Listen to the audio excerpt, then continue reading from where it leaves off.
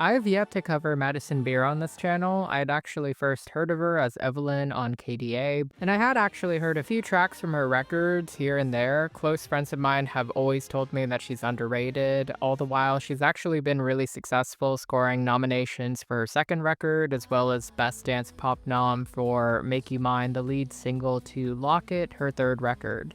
Which is what I'm covering today. I found Locket to be a very fascinating record with some replay value, but is this going to be the album that frees her from the metaphorical key asylum? You guys know the drill. I'm going to talk about my overall thoughts and then give a track-by-track review and assign the album a score. So what did I think of Locket?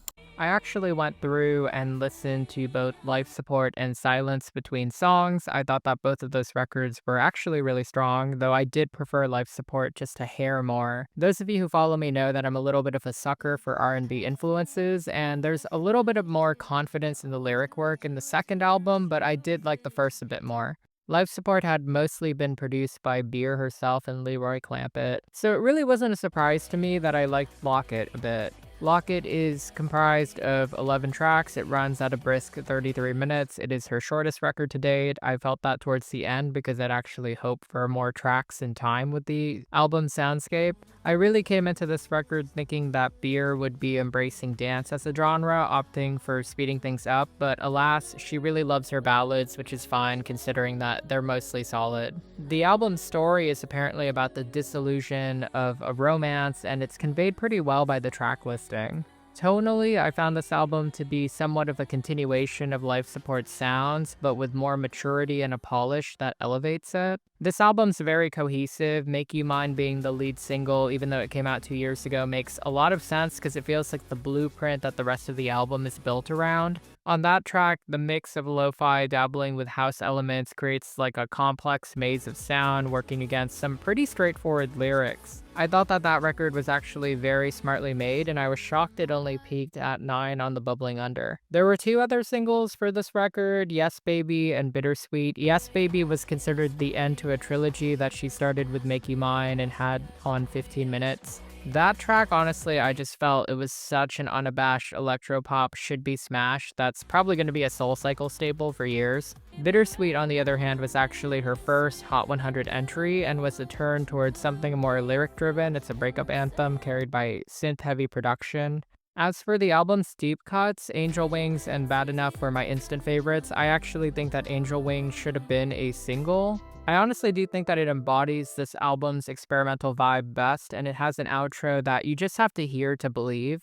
Bad Enough is the current single, I believe, and I think it's a smart pick. It has a music video that's just visually stunning. It has a very hooky and dreamy feel to it. I really love the chorus on that one. It's very powerful and built up too well by the verses, and it has a bridge. A lot of pop stars are dropping things without bridges. There were a few supporting producers, but I found Lost Boy's contributions to be the most conductive. Yes Baby has this dirty grit to it, but what he does for complexity and nothing at all is really impressive. Those 2 tracks would have been simple heartbreaker ballads, but he contributes this garage sound to it, which really does freshen up those tracks and gives them a dynamic feel that's a little bit abrasive and a little combative. My biggest gripe with the record, though, is a long-standing issue that's just not limited to Beer herself, but why are artists and I guess labels so scared of breaking past the 4-minute mark? Make You Mine is brilliant because it takes its time. It has a leisurely pace to it. It allows you to really just hook yourself onto the song.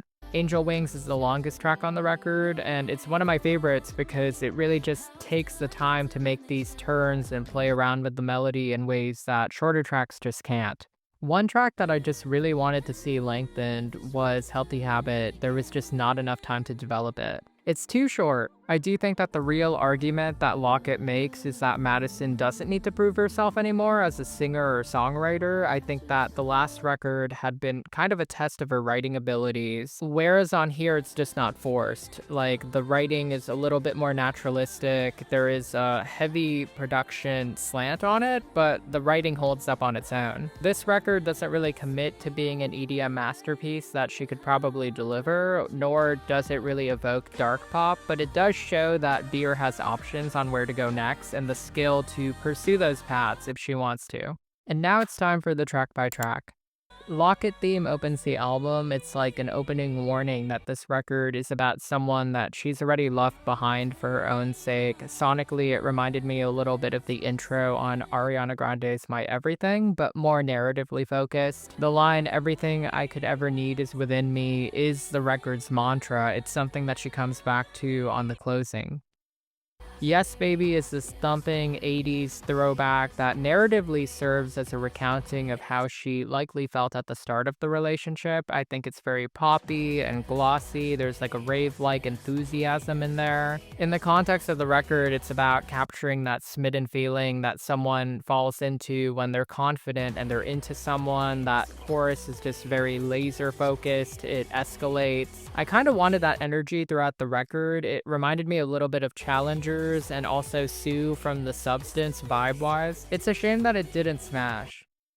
Angel Wings is my favorite off the record. If there's any that you should save from this album, I'm keeping it personally in my rotations. It's got this really chill R&B polish to it that's upbeat but melancholic.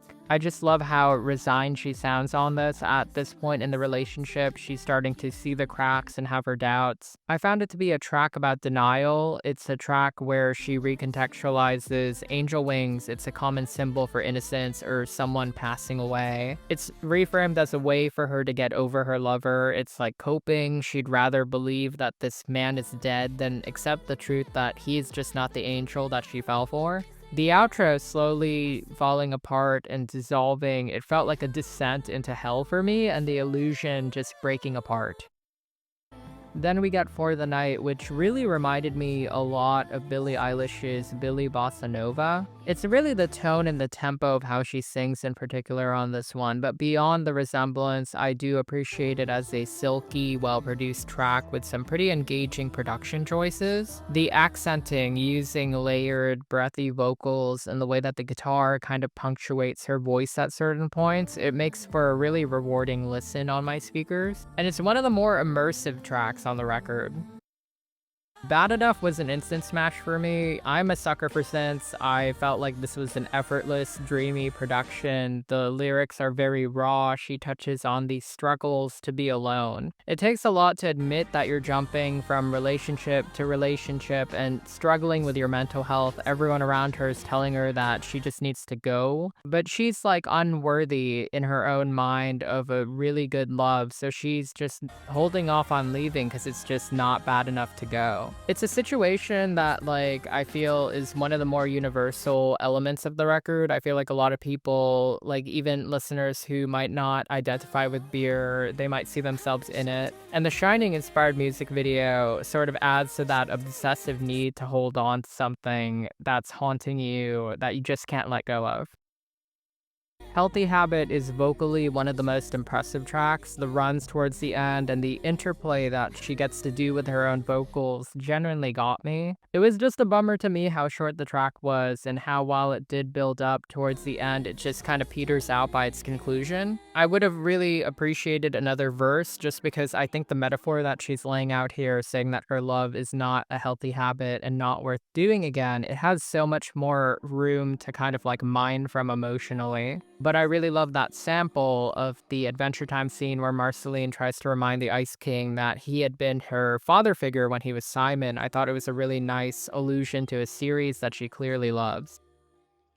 You're Still Everything is a stripped back track about coming to terms with the fact that, you know, this lover just does not love you back the way that you need to be loved back. Narratively, it feels like a turning point. She still wants to push forth because he's still everything to her, but she's really nothing to him. And the simple production, you know, it keeps the focus on the lyrics and the voice. It's a good check-in in the middle of the album. I love the rise and fall in the chorus. It feels like she's vocally tiptoeing through this confession. Bittersweet has this pulsing quality to it where she's like locked in with the instrumental, like her voice is chasing after it. The lyrics on this one convey almost like a musical theater quality as she kind of runs us through the story, her inner monologue, without giving us a room to breathe. The bridge sees her come to terms with this reality that she's really tried, and this bittersweet feeling that she has is well earned. Complexity ended up being one of my favorite tracks. Like, this track has a blossoming quality to it. It takes you by surprise as it kicks into like this garage bouncy beat. It almost feels like a pun on the title. I feel like the production evokes that confusion that she's feeling from the subject of the song. She can't expect him to love or want her when they don't love or want anything for themselves. And I was kind of obsessed with the SIDS and the vocoders. They felt so transformative in a way that like Beer is making a decision to end things here and now.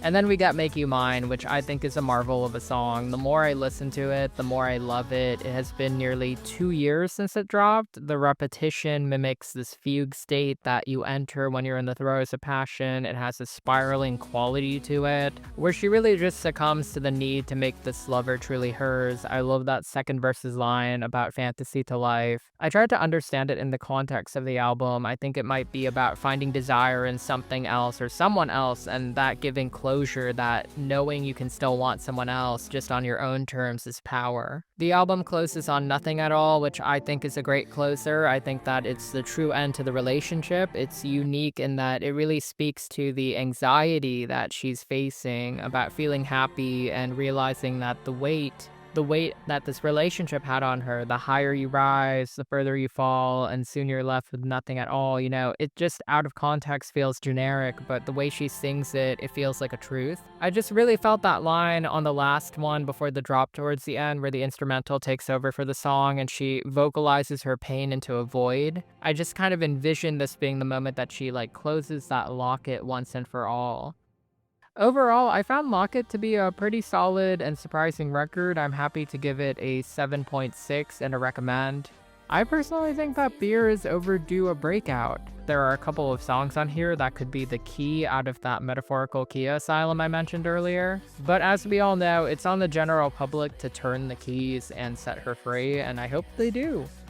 And that's a wrap on my first review of 2026. There have been so many announcements. I can't wait to cover all these albums for you. I will be back very soon to talk about the post-Grammys, give you my takes on who won and who lost. We got so many records coming out this year. Harry Styles, Olivia Rodrigo, Robin, Mitski, Charlie XCX's Wuthering Heights, BTS, Slater, and that's just quarter one, guys. So if you liked my takes on music, hit that subscribe button, hit the notification bell. If you're already subscribed, I love you to the moon and back. Super shout out to my members. I do not forget about you guys. You guys get these videos early when I can get them to you early. Thank you all so much, and I just cannot wait for this year. This year feels different from last year, which was not that bad, but this year I just feel like we're gonna get pop smash after smash, and I can't wait to talk about it, and I hope you're here with me for the next video.